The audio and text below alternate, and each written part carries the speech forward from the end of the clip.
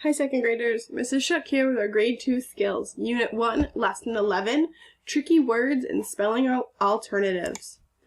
Okay, our goals for today, read the following tricky words, the, he, she, we, be, and me. Accurately read a text and answer questions in response to that text. Read double consonant spellings and sounds. Segment, blend, and spell a variety of 1 and 2 syllable short vowel words. We have a lot to do today. Okay, start off by tricky words. A lot of these should be review. The word the. Tricky words are tricky because some of the letters don't make the sounds that we would expect them to make. Now, in previous lessons, we learned that the TH can make the th sound like in them, so that's okay, but the E, we know of E's to say ah, but this word isn't that, it's the. The E is the tricky part. Using it in a sentence. The dog is brown. Okay, our next word, he, E. Again, the E is the tricky part. It's a long E sound, not the ah we're used to. He. He is my friend Tony. Our next word, once again, the E is the tricky part. We know the SH says shh. We're used to the E saying ah, but this word is not sha. Once again, the E says E. She. Can she come with us? Referring to, he is referring to a boy, she referring to a girl. We are all going to lunch. Once again, the E, same as he and she. E. What? It's not what, ah, it's not wah. It's we. The E is the tricky part. The next one, again, the E is still the tricky part. We're used to saying ah, but ba is not the right word. We need to try E, E, B. Please be quiet in the hallway. Me, E. We're used to ah, but meh is not what we're looking for. Me. Will you read with me? Those are our tricky words for reviewing today. Let's go over them again. We have the, he, she, we, be, me, the, he, she, we, be, me. Good practicing. All right, back to our letter sound cards. All right, so we've done a lot of these already. Today we're going to practice some double consonants. That means there's 2 consonants together. They're doubled. All right, for this sound, it's B. And if you look at the spelling, rubbing, it's spelled with B. If you look at the power bar, it's not very common. It's only used sometimes, but sometimes you'll hear a double B for B. So our most common single B, we're adding the double B for B. Now we have 2 D's for like the word add. Add 2 things together. Again, a very small power bar. It's not a very common spelling. A single D is the most common. The 2 D's, it's not very common for the D sound. D. Now for K, as in hiccup. Hiccup. K. A very, not used very often. 2 C's. Also, for the K sound is a CK. So it could be 2 C's or a CK for K. Adding those 2 to our charts, we now have for the K sound a single C, a single K, a CK, or a double C. All say K in our words. Okay, now we have 2 G's, like in the word egg. And these 2 G's are how you sometimes spell G. Again, it's not very common to see that because it's such a small power bar, but we're adding the double G to our chart for the G sound. All right, now for F, like in the word stuff, we have a double F. F. Single F is the most common. Now we're adding the double F for the F sound. Okay, and for L, once again a double letter, double L, like in bell. Once again, not the most common, but you may still see it. L, double L. Okay, on your individual code chart, we've added all of the spellings here, the CK, the double C, the double G. Make sure you're outlining that with red on your paper as well. The double F, double D's, double L's, double B's. Okay, make sure you're outlining that on your chart as well. Okay, now we're going to switch over to reading. We are going to be reading a new story. We're having a reader. This is the picture of our Unit 1 reader. It's called The Cat Bandit. You see on the cover there's a cat.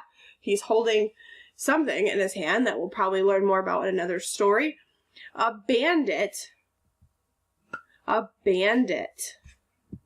That's people who take things that do not belong to them. A synonym for bandit is robber. So a bandit is just like a robber. This cat is considered a bandit. So the story we're reading today is called The Hot Dog. Let's predict what today's story might be about based on the title, The Hot Dog. So that's all we know about the story and the title, and that there's a cat bandit. So think for a minute, what might this story be about?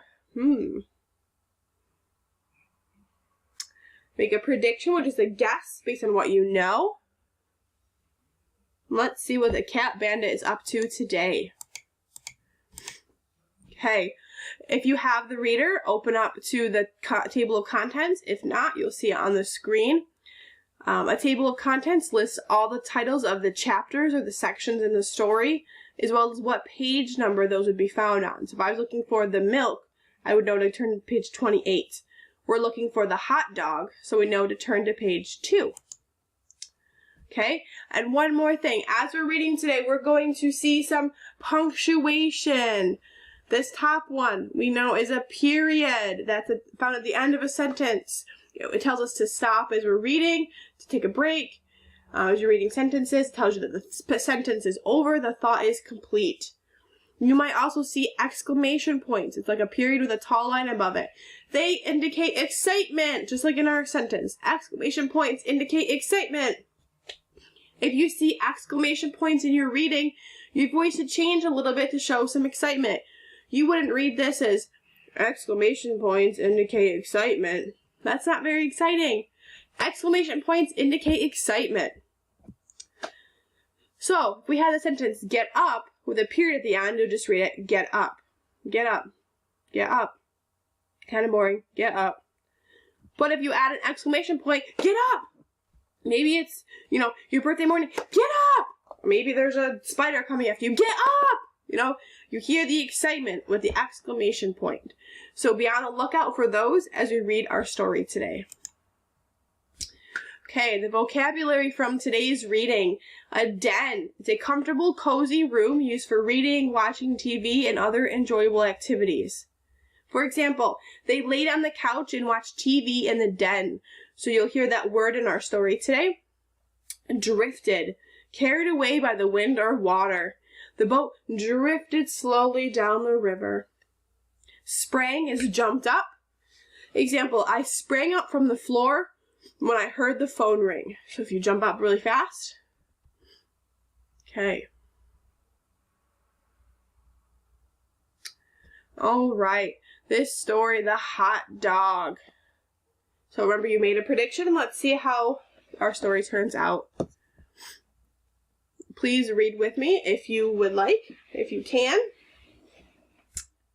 Mom had a hot dog. She left the hot dog on a shelf in the den.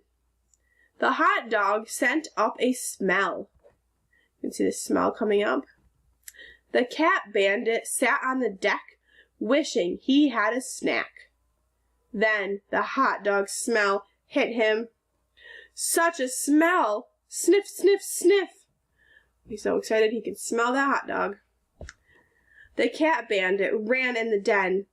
He spotted the hot dog up on the shelf. He got up on a bench. Then he sprang up on the TV set. Then, with a big jump, he sprang up and landed on the shelf.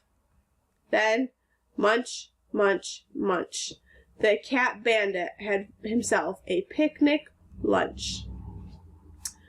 Okay, so the cat bandit was outside on the deck looking for a snack, wishing he had a snack. All of a sudden, the cat bandit could smell Mom's hot dog that she left on the shelf. He ran into the den, got up on the bench, jumped on the TV stand, and landed on the shelf where he munch, munch, munch, ate that hot dog. Okay, in our Google Forms, you will see questions about this story. Remember, you can always look back at the story if you have the reader or back in your resources to answer the questions. Pay attention to the details and read every option before you make your choice. Something new we're going to start today is spelling lists. So you'll get a new list every week. Practice your words at home. There's a bunch of different ways to practice them. And then at the end of the week, you will have an assessment. Okay, our words this week. Bandit, shelf, sprang, munch, picnic. And if you've noticed, there are a lot of words from the story. Think, wish, drift, box. And our last word is a tricky word, she. The tricky word is in blue because it doesn't fit with the rest of the words on the list, but she, that's our tricky word. Okay, ideas for practicing your spelling words at home. You could create spelling word flashcards on little note cards or pieces of paper, write the word on them, have to practice spelling them, flipping them over, reading them. Have a practice spelling bee or spelling test at home. Have mom or dad or your sister or brother, someone who's home with you, give you the word and have you spell it. Practice that way. Practice writing it down. Write each word in a short sentence or a story with all the words. Act out or draw a picture of the words. So maybe go through your list and draw a picture of all of them to help you remember. Those are just a few ideas to practice. Okay, so once again, you're going to do Skills Unit 1, Lesson 11 on Google Forms to answer questions about our story, the hot dog that we read today. Great work today. Good job. Remember to practice your spelling words.